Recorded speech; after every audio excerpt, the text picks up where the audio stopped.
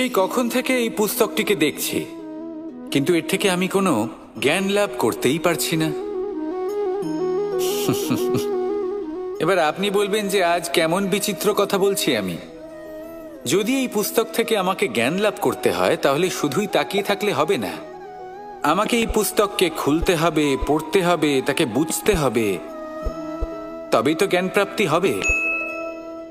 বড়ই সহজ একটা ব্যাপার, কিন্তু একে যাপন করা অত্যন্ত কঠিন, তাই না? আপনি নিজেকেই দেখে নিন। আপনার কাছে অনেক জ্ঞান রয়েছে। সহজ থেকে সহজতর জ্ঞানের কথা যদি বলি, আপনি এটুকু তো জানেন যে সত্যি কথা বলা ভালো কাজ, দান করা হলো পুণ্যের কাজ। আপনি জানেন যে পরিশ্রম করলে সাফল্য আসবে। এই জ্ঞান তো আমাদের কাছে রয়েছে, এমন অনেক জ্ঞান আমাদের কাছে রয়েছে, কিন্তু আলস্যের কারণে, অবহেলা করে আমরা শুধু এই জ্ঞান প্রয়োগ করতে পারি না, এই জ্ঞান যাপন করতে পারি না, একে আচরণে প্রয়োগ করতে পারি না, সেই জন্য দুঃখী হয়ে যাই। তাই আপনার কাছে যা যা জ্ঞান আছে, যা যা জ্ঞান আপনি লাভ করেছেন, সেই জ্ঞান যাপন করা শুরু করুন, জীবনে প্রয়োগ করতে শুরু করুন। এই মন প্রত্যেকটি মুহূর্তে প্রসন্ন থাকবে, আর লক্ষ্যপ্রাপ্ত করে এই মন বলবে, রাধা রাধা। আমি এইভাবে প্রত্যেক দিন নিজের সাথে কিছুটা সময় অতিবাহিত করি, সুচিন্তা করি, কারণ আমি এটা মনে করি যে আমার প্রতিদ্বন্দ্বী অন্য কেউ নয়, বরং আমি নিজেই। আর আমি চেষ্টা করি যে আমি যেন নিজেকে নিজের থেকে বেশি শ্রেষ্ঠ করে তুলতে পারি। তাই প্রতিদিন আমি আকলন করি নিজের কর্মের, যে কাল আমি কি উচিত করেছি, কি অনুচিত করেছি, যে ভুল আমি করেছি তা আজকে কি করে শুধরে নিতে পারি। যে শ্রেষ্ঠ কর্ম আমি কাল করেছি, আজও সেই শ্রেষ্ঠ কর্ম আমাকে করতে হবে। শুধু এই প্রক্রিয়াতেই আমি নিজেকে শ্রেষ্ঠ ব্যক্তি, শ্রেষ্ঠ রাজা, একজন শ্রেষ্ঠ পিতা, পুত্র করে তুলি। এইভাবেই আমি একজন শ্রেষ্ঠ মানুষ হয়ে উঠি। আপনিও এই কথা মনে রাখবেন যে আপনার প্রতিস্পর্ধা অন্য কারোর সাথে নয়, বরং নিজের সাথে। তাই নিজের কর্মের আকলন করুন, নিজের মধ্যে যে দোষ আছে তা ত্যাগ করুন, নিজেকে শুধরে ফেলুন। এই মন সবসময় সুপ্রসন্ন থাকবে এবং লক্ষ্য প্রাপ্ত করে বলবে, রাধা রাধা। সকলে আমাকে জিজ্ঞেস করেন যে কৃষ্ণ, তুমি সবসময় হাসি মুখে কি করে থাকো, এত প্রসন্ন কি করে থাকো তুমি? এই সমগ্র সংসারে চতুর্দিকে সমস্যা রয়েছে, দুঃখ রয়েছে, তাও হাসি মুখে কি করে থাকো? সত্যি কথাই বটে, এই সংসারে চারিদিকেই দুঃখ রয়েছে, প্রত্যেকের জীবনে সমস্যা রয়েছে। কৃষ্ণের জীবনে একটু বেশি সমস্যা রয়েছে, তাও আমি হাসতে থাকি। কেন? কারণ হলো প্রেম। আমার সমস্ত মনোযোগ কেন্দ্রীভূত থাকে সেই প্রেমের প্রতি যা আমি পেয়ে থাকি। যেমন রাধার প্রেম, দ্বারকার প্রেম, দাদার প্রেম, স্ত্রীর প্রেম, পুত্রের প্রেম, মাতা পিতার প্রেম আদি ইত্যাদি। আমার মনোযোগ এই প্রেমের প্রতি কেন্দ্রীভূত থাকে। আর যখনই আমি এই প্রেমের কথা স্মরণ করি, মুখে দুশ্চিন্তা অথবা দুঃখের আবেগ দেখা অসম্ভব ব্যাপার। শুধু এটাই হলো রহস্য কৃষ্ণের হাসি মুখে থাকার, তার হাসির রহস্য। আপনিও জীবনে এটাই করুন। আপনি জীবনে যে ভালোবাসা পেয়েছেন তার প্রতি মনোনিবেশ করুন। ধন্যবাদ জানান সেই প্রেমকে, ধন্যবাদ জানান সেই সকল ছোট ছোট বস্তুকে যা আপনি জীবনে পেয়েছেন। আমি নিশ্চিত রূপে বলতে পারি যে আপনার সমস্ত জীবন বদলে যাবে। সংকল্প করুন যে আপনি এই জীবনে শুধু প্রেম বিতরণ করবেন। এই মন জীবনের প্রত্যেক মুহূর্তে প্রসন্ন থাকবে আর আনন্দ সহকারে বলবে, রাধা রাধা। কখনো কোনো বৃক্ষকে দেখেছেন? এই ধরিত্রী থেকে ততটুকুই জল নেয় যতটুকু তার প্রয়োজন।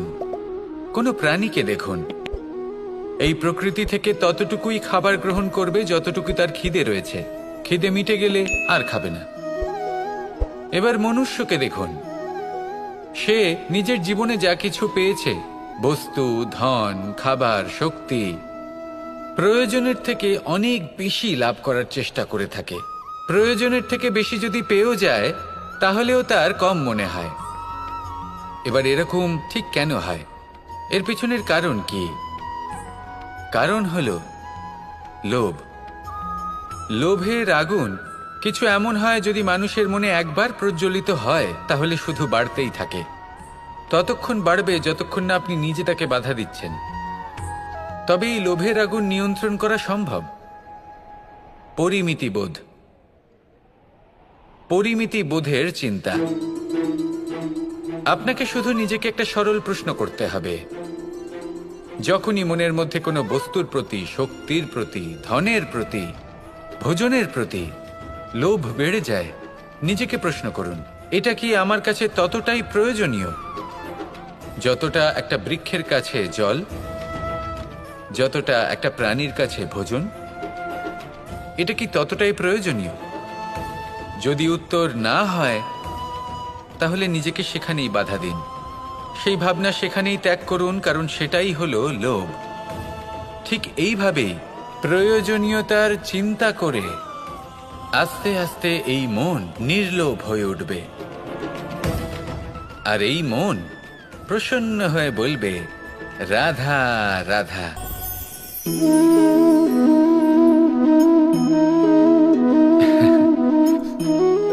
ঘুমের মধ্যে আমরা বিভিন্ন ধরনের স্বপ্ন দেখি, কিছু সুখের, কিছু দুঃখের, কিছু অত্যন্ত ভয়ানক। কিন্তু সত্যি কথা বলতে এর উপর আমাদের কোনো নিয়ন্ত্রণ নেই। কিন্তু আমি এমনও কিছু ব্যক্তিকে দেখেছি যারা খোলা চোখে স্বপ্ন দেখেন এবং তা যাপন করেন। নিজেদের একটা আলাদা স্বপ্ন নগরী আছে ওনাদের, সেখানেই জীবনযাপন করেন। আসল বাস্তবটা কি তাতে ওনাদের কিছুই যায় আসে না। এমন কিছু মানুষ আছেন যাদের কাছে বিন্দুমাত্র জ্ঞান নেই, সে না হয় ঠিক আছে, কিন্তু জ্ঞান এমনভাবে প্রদান করবেন যে মনে হবে সংসারের সমস্ত জ্ঞান তাদের কাছেই রয়েছে। এমন কিছু মানুষ আছেন যারা ভালোবাসতে জানেন না, আর তাও আমি মেনে নিলাম, কিন্তু কথা এমনভাবে বলবেন তাতে মনে হবে যেন প্রেমের বিষয়ে সবকিছু শুধুমাত্র ইনিই জানেন। এবার আমি এমন কথা অবশ্যই বলছি না যে আপনি এরকম করেন, কিন্তু যদি কোনো ব্যক্তি এরকম করেন তাহলে তার এটা মাথায় রাখা উচিত যে সেই ব্যক্তি অন্য কারোর সাথে নয়, নিজের সাথে অনুচিত করছেন। কারণ এমন কাজ করে উনি নিজের দোষ, নিজের অপগুণ সংসারের কাছে নয়, নিজের কাছে লুকোচ্ছেন। আপনি যদি নিজেকে বুঝতে না পারেন, সম্পূর্ণরূপে নিজেকে আকলন না করেন, নিজের অপগুণ, নিজের দোষ পূর্ণরূপে না বুঝতে পারেন, তাহলে এটা কি করে বুঝবেন যে নিজেকে কিভাবে শুধরে নিতে হবে? আপনাকে নিজের সত্য স্বীকার করতেই হবে, তারপরেই আপনি নিজেকে পরিবর্তন করতে পারবেন। তাহলে স্বপ্নে নয়, বাস্তবে বাঁচুন, আনন্দে বাঁচুন, আর আমার সাথে ভালোবেসে বলুন, রাধা রাধা। মানুষের জীবন দেখলে এতে সংকটও আসবে, বিপদও আসবে, অনেক সমস্যাও আসবে। কখনো কখনো এমন সময় আসবে যখন আমাদের আপনজনের থেকে সাহায্য চাইতে হয়। আমরা সাহায্য চাই আর তারা সাহায্য করেও দেন, আমাদের সংকট থেকে মুক্তও করে দেন। কিন্তু যখন এই সময় বদলে যায়, যখন সুখের সময় আমাদের জীবনে আসে, তখন আমাদের মনে একটা অহংবোধ জেগে ওঠে।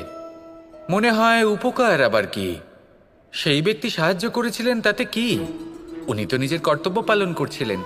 সেই ব্যক্তি আমাদের ধন দিয়েছিলেন যখন প্রয়োজন ছিল, তো আমরা সেই ধন তো ফিরিয়ে দিয়েছি, উপকার কিসের? এই ভাবনা অনুচিত। যদি কোনো ব্যক্তি আপনাকে সাহায্য করে থাকে যখন কেউ করেনি, যখন আপনার সবথেকে বেশি প্রয়োজন ছিল, সেই সাহায্য অমূল্য, আর সেটা উপকারী বটে। যদি কেউ উপকার করেন তাহলে বিনম্র চিত্তে ভালোবেসে আজীবন তার উপকারের প্রতি কৃতজ্ঞ থাকুন। কারণ সত্যি কথা বলতে এই সংসারে উপকার করার মতো ব্যক্তি খুব কম রয়েছেন, আর উপকারীর কথা মনে রাখেন এমন কৃতজ্ঞ ব্যক্তি আরও কম। সেই জন্য জীবনে কৃতজ্ঞ থাকুন আর আমার সাথে ভালোবেসে বলুন, রাধা রাধা।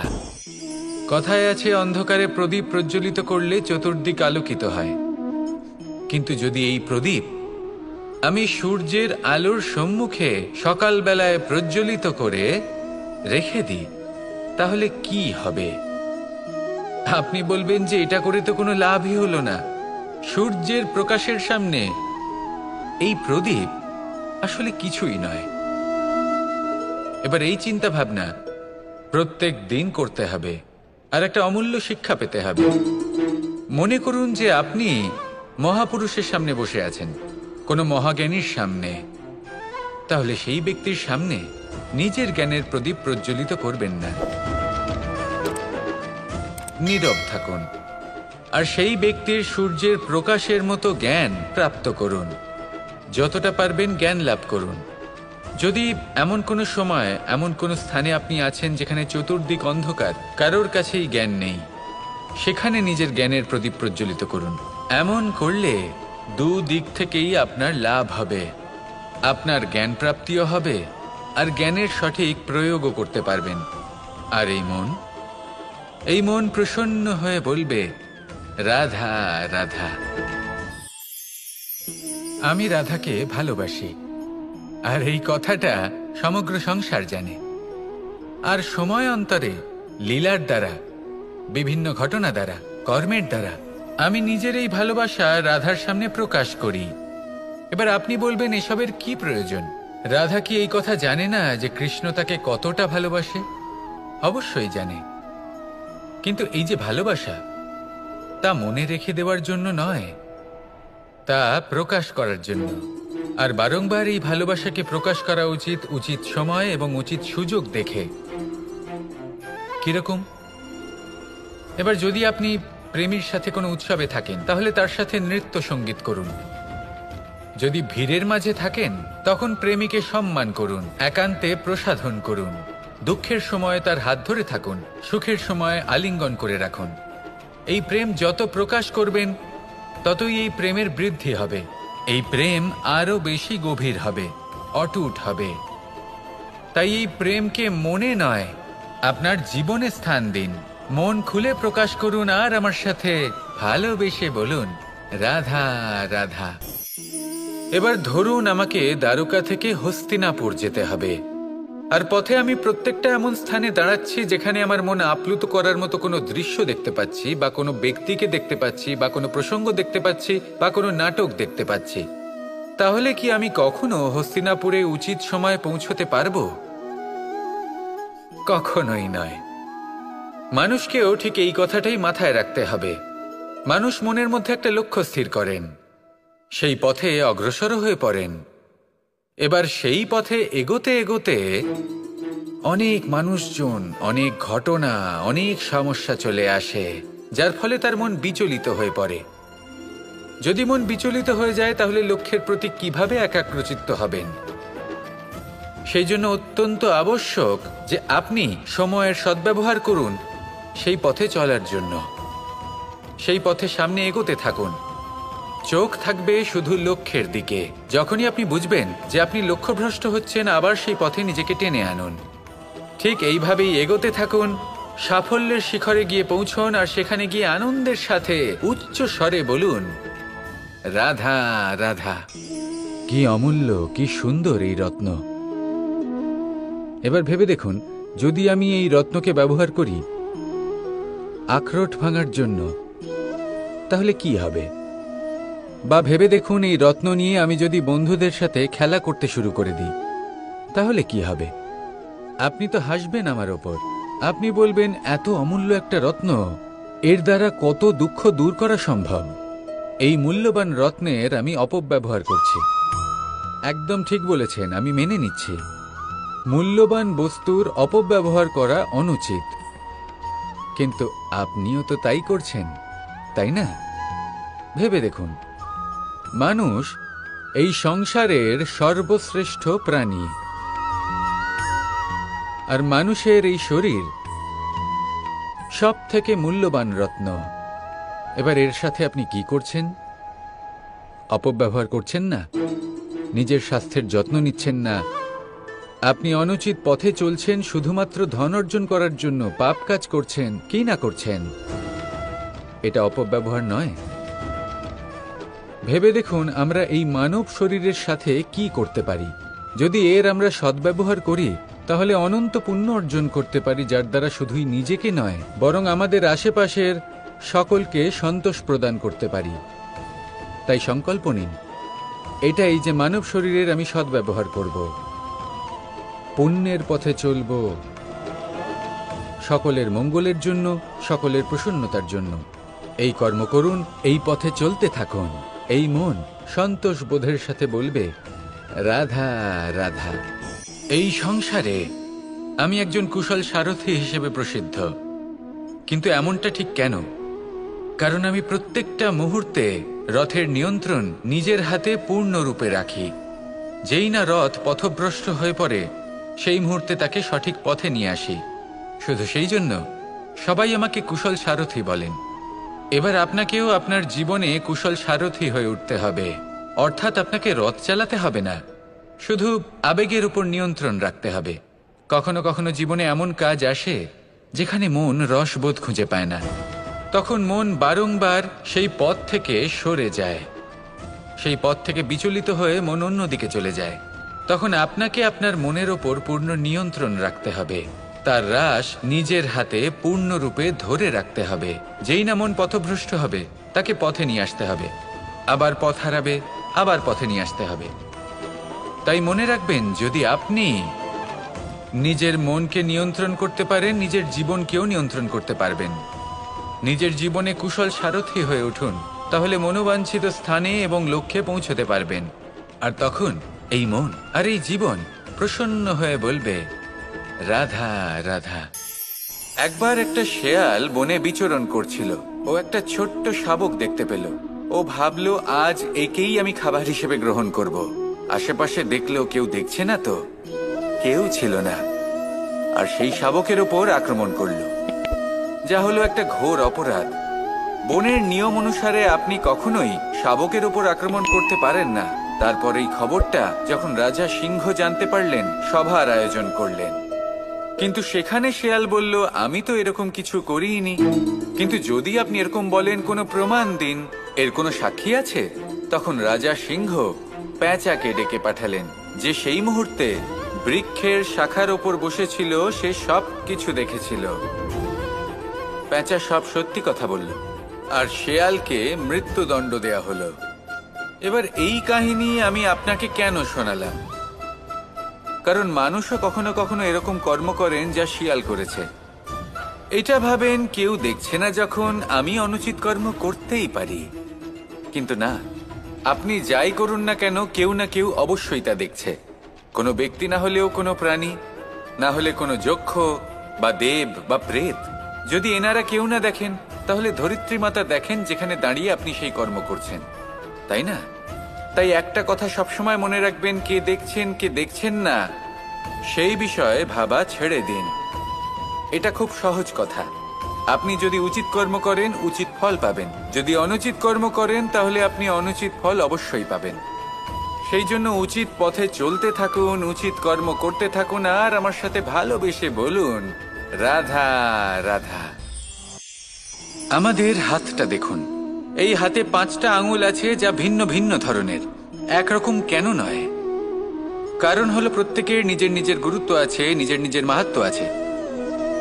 এরা ভিন্ন, তাই একত্রিত হয়ে মুষ্টিবদ্ধ করা সম্ভব, যার দ্বারা আমরা আত্মরক্ষাও করতে পারি, আবার আক্রমণও করতে পারি। যদি 5টি আঙুল সমান হতো, তাহলে মুষ্টিবদ্ধ হতে পারত না, নিজেদের মধ্যে বিভ্রান্তির সৃষ্টি করত। এবার এরকমই কিছু আমাদের সংসারেও হয়। আমাদের দেশ, যেখানে একটি ভূমির ওপর ভিন্ন ভিন্ন ধর্মের মানুষ বাস করেন, ভিন্ন ভিন্ন জাতি, ভিন্ন ধর্ম, ভিন্ন ভাষা। কিন্তু যদি আমরা এটা ভাবি যে কিভাবে এই দেশকে কল্যাণের পথে নিয়ে যাওয়া যায়, কিভাবে এর বিকাশ করা সম্ভব, তাহলে আমাদের একত্রিত হওয়া শিখতে হবে। যেইভাবে 5টা আঙুল একত্রিত হয়, মুষ্টিবদ্ধ হয়, সেইভাবেই আপনার যে ভাষাই হোক, যে ধর্মই হোক, যে জাতি হোক না কেন, ঠিক আছে, আবশ্যক হলো আপনার নিজের কর্মভূমির সাথে, আপনার ধরিত্রীর সাথে যুক্ত থাকা, সাথে থাকা। তবেই দেশের উন্নয়ন সম্ভব। তবেই এই দেশ স্বতন্ত্র থাকবে, সফল হবে, আর এই মন প্রসন্ন হয়ে বলবে রাধা রাধা। মানুষ যখনই একে অপরের সামনে নিজেদের হৃদয়ের ভাবনা প্রকাশ করে, তখন এক অত্যন্ত প্রভাবশালী মাধ্যম তারা ব্যবহার করে, যাকে ভাষা বলা হয়। এবার আমি দেখেছি যে একজন মানুষ অনেকগুলো ভাষাতেই নিপুণ। আমি এটাও দেখেছি যে মানুষ অনেকগুলো ভাষায় কথা বলে, কখনো কখনো অনেক ভাষা মিলিত করে তার প্রয়োগ করে, উচিত প্রকারে তাকে ব্যবহার করে না, না সেটাকে সম্মান করে, আর না ভাষাকে শুদ্ধ রাখে। আর এটা হলো অনুচিত। যদি ভাষাকে শুদ্ধ রাখেন, তাহলে ভাষা আপনার চরিত্রকে শুদ্ধ রাখবে, তা আপনার একাগ্রতা বাড়িয়ে তুলবে। এই প্রত্যেক ধ্বনিকে অনুভব করে যদি আপনি শব্দের উচ্চারণ করেন, ভাষাকে প্রয়োগ করেন, তাহলে আপনিও আনন্দ পাবেন, আর যিনি শুনছেন সেই ব্যক্তির কানেও মধুর শব্দ বাজবে। তাই মনে রাখবেন, যে ব্যক্তি ভাষার পবিত্রতাকে সম্মান করে, তাকে সংসারও সম্মান করে। ভাষাকে শুদ্ধ এবং পবিত্র রাখুন, তাহলে ভাষা আপনার চরিত্রকেও শুদ্ধ এবং পবিত্র রাখবে। আর এই মন সুপ্রসন্ন হয়ে বলবে রাধা রাধা। আমি রথে যাত্রা করি, তাতে বারবার পথে থামি আর দেখি যে আমি অনুচিত দিকে যাচ্ছি না তো, আমি উচিত পথেই যাচ্ছি তো। কারণটা কি? কারণ হলো যাতে আমি পথভ্রষ্ট না হয়ে যাই। জীবনযাত্রাতেও এটাই প্রয়োজন। জীবনযাত্রায় ভোগবিলাসের পথে হারিয়ে যাওয়া খুব সহজ। বারবার থেমে আপনাকে দেখতে হবে, নিজেকে কিছু প্রশ্ন করতে হবে। আমি কি আজ সেই কর্মই করছি যেটা আমি করতে চেয়েছিলাম? আমি কি আজ সেই জীবন যাপন করছি যেমন আমি যাপন করতে চেয়েছিলাম? যদি এই প্রশ্নগুলোর উত্তর হ্যাঁ হয়, তাহলে এগোতে থাকুন, নয়তো থেমে যান এবং বিচরণ করুন। মনে রাখবেন, এই সংসার অত্যন্ত জটিল, আর এতে হারিয়ে যাওয়া অত্যন্ত সরল। সেই জন্য নিজে থেকে বারবার থামা এবং জীবন চিন্তন করা অত্যন্ত আবশ্যক। তাহলে সেটাই করুন, আর আমার সাথে ভালোবেসে বলুন রাধা রাধা। এই ফল কি তা বলার কোনো প্রয়োজন নেই। এই ফল কতটা সুস্বাদু সেটাও বলার কোনো প্রয়োজন নেই। ধরুন এমন কোনো মানুষ আসলেন যিনি জানেন না এটা কোন ফল। তিনি এটা দেখে ভাববেন এ তো কাঁটার একটা গুচ্ছ মনে হচ্ছে, নিয়ে ফেলে দেবেন।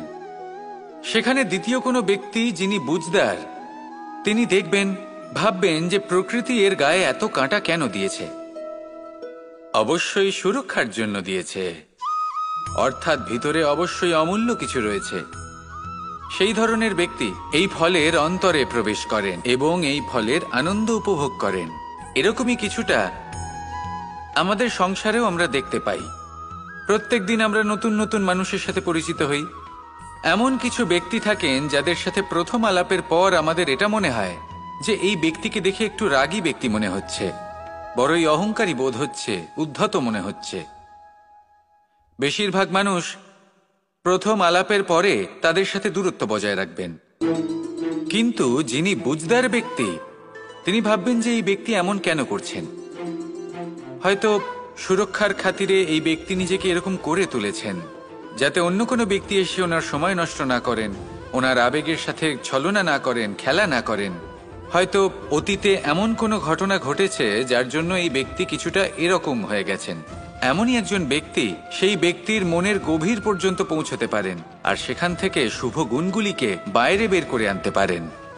এরকমই ব্যক্তি হয়ে উঠুন, এমন বুঝদার ব্যক্তি হয়ে উঠুন যিনি সামনের ব্যক্তির খারাপ গুণগুলিকে অবহেলা করে হৃদয়ের অন্তঃস্থল থেকে শুভ গুণগুলিকে প্রকাশিত করে এবং সেই ব্যক্তিকে দেখাতে পারে। এমন ব্যক্তি হয়ে উঠুন যিনি নিজের জীবনকেও সফল করে তোলেন এবং অন্যের জীবনকেও। আসুন আমার সাথে ভালোবেসে বলুন রাধা রাধা। আপনি অবশ্যই কোনো গাছ দেখে থাকবেন যেখানে অনেক ফল রয়েছে। সেই গাছের ডালগুলি নিজে থেকেই নত হয়ে যায়। কেন? যাতে মানুষ, প্রাণী এরা সকলে যাতে সেই ফল খুব সহজে গ্রহণ করতে পারেন। এটাই হলো প্রকৃতির শিক্ষা, এটাই হলো প্রকৃতির নিয়ম। মানুষেরও কিছুটা এরকমই হওয়া উচিত। যদি আপনি সাফল্যের চরম সীমায় পৌঁছে যান, অনেক বেশি ধন অর্জন করে ফেলেন, তখন মনে রাখবেন যে আপনি যেন অহংকারী না হয়ে পড়েন। বিনম্র থাকতে হবে। সেই ধনকে ব্যবহার করতে হবে উচিত কাজের জন্য। সেই ধনের দ্বারা সমাজের মঙ্গল করা উচিত। সকল মানুষকে সাহায্য করা উচিত যাদের ধনের অভাব আছে। যদি ধনী হওয়া সত্ত্বেও আপনি ধনের সদ্ব্যবহার এই সমাজের মঙ্গলের জন্য, তার ভালোর জন্য না করেন, যদি আপনি ধন দান না করেন, তাহলে এই ধন অহংকার রূপী বিষে পরিণত হয়ে আপনাকেই নাশ করবে। তাই ফলে ভরা গাছের মতো নত হয়ে থাকুন, বিনম্র হয়ে থাকুন, দান করুন, আর আমার সাথে ভালোবেসে বলুন, রাধা রাধা। আমি অনেক সংখ্যক মানুষকে দেখেছি, তাদের কাছে অত্যাধিক জ্ঞান আছে, শিল্প আছে, ধন আছে, কীর্তি আছে, কিন্তু তারা এই সব কিছু নিজেদের কাছেই রাখেন, এই সমাজে বিতরণ করেন না। কারণ হলো ভয়। ওনাদের মনে হয় যে যদি আমি এই সব কিছু সমাজে বিতরণ করি, তাহলে সমাজ আমার শিল্প হোক, ধন হোক, জ্ঞান হোক, কীর্তি হোক, সবকিছু চুরি করে নিয়ে যাবে, আর তার বদলে আমি কিছুই পাবো না। এটা কিন্তু সত্য নয়। সত্য হলো এটাই যে যদি আপনি নিজেকে এই সংসারের প্রতি সমর্পিত করেন, তাহলে এই সংসার আপনার প্রতিও সমর্পিত থাকবে। আপনি শুধু ধন, জ্ঞান, কীর্তি, সম্মান পাবেন তাই নয়, বরং এই সমাজ আপনাকে নিজের চোখে হারাবে, মনের মধ্যে স্থান দেবে। তাই এই ভয় ত্যাগ করে দেখুন কিভাবে এই সমাজ আপনাকে প্রেম সমর্পণ করে। আসুন আমার সাথে ভালোবেসে বলুন, রাধা রাধা। এগুলো হলো নিম পাতা। যদি এগুলো চেখে দেখেন, তাহলে মুখ বিকৃত হবে। এগুলো কি তেঁতো খেতে, হে নারায়ণ! এর থেকে বেশি তিক্ত সংসারে আর কিছুই হতে পারে না। হয়তো আপনি এগুলো ফেলেও দেবেন, কিন্তু যদি এই স্বাদের ঊর্ধ্বে উঠে এই নিমের বিষয়ে আপনারা জানতে চেষ্টা করেন, তাহলে আপনি জানতে পারবেন যে এই নিম কতটা বেশি গুরুত্বপূর্ণ, কত গুরুত্বপূর্ণ ওষুধ, আর আমাদের শরীরের জন্য কতটা বেশি লাভজনক। এই নিম, এর মধ্যে অনেক রোগের উপশম নিহিত রয়েছে। এবার জীবনে আমরা বিভিন্ন মানুষের সাথে পরিচিত হই, নেত্র দ্বারা তাদের দেখি, কিন্তু তাদের আমরা খুব একটা পছন্দ করি না। সেক্ষেত্রে আমাদের কি করা উচিত? অন্তর মন দিয়ে তাদের দেখা উচিত। ওনাদের রূপ রং নয়, ওনাদের ব্যবহার, ওনাদের গুণাবলী দেখা উচিত। কারণ হতে পারে ঠিক যেমন নিম পাতা বাস্তবে খুব তেঁতো কিন্তু আমাদের শরীরের পক্ষে লাভজনক, সেইভাবেই এইসব মানুষ যাদের দেখলে আমাদের ভালো লাগে না, যাদের রূপ রং আমাদের পছন্দ হয় না, হয়তো সেই মানুষগুলোই আমাদের জীবনকে পূর্ণরূপে পাল্টে দিতে পারেন। হতে পারে তাদের মধ্যে এমন ক্ষমতা রয়েছে, আমাদের সুখ, শান্তি, প্রেরণা প্রদান করতে পারেন, আমাদের দুঃখ হরণ করতে পারেন, আমাদের পথ দেখাতে পারেন। সেই জন্য যখনই কোনো ব্যক্তিকে দেখবেন, চর্মচক্ষু নয়, অন্তর্মন দিয়ে দেখবেন, রূপ রং নয়, গুণাবলী দেখবেন। মানুষকে আরো ভালোভাবে বুঝতে পারবেন, আর এই মন প্রসন্ন হয়ে বলবে, রাধা রাধা। এই সংসারে সবাই বলেন, আমি অর্জুনের মতো হয়ে উঠতে চাই। সবাই চায় যে তারাও যেন অর্জুনের মতো গান্ডীব লাভ করে। তারাও চায় যে তাদেরকেও মহাদেব এসে পশুপতি অস্ত্র দান করবেন। তারাও এটাই চায় মহাভারতের মতো মহাসংগ্রামে বিজয়ী হতে। কিন্তু সবাই ভুলে যান যে অর্জুন যা হতে পেরেছিলেন সবকিছুই অর্জন করেছিলেন। যদি আপনিও অর্জুনের মতো গান্ডীব লাভ করতে চান, তবে আপনাকেও তার মতোই শ্রেষ্ঠ কাঠ নির্বাচন করতে হবে। সেই কর্ম আপনাকেই করতে হবে। তার প্রত্যঞ্চা যাতে তীব্র হয়, তার জন্য আপনাকে সর্বশ্রেষ্ঠ দড়ি খুঁজে বের করতে হবে। আপনার বাণ যাতে ঘাতক হয়, সেই জন্য আপনাকে নতুন নতুন ধাতু খুঁজে বের করতে হবে।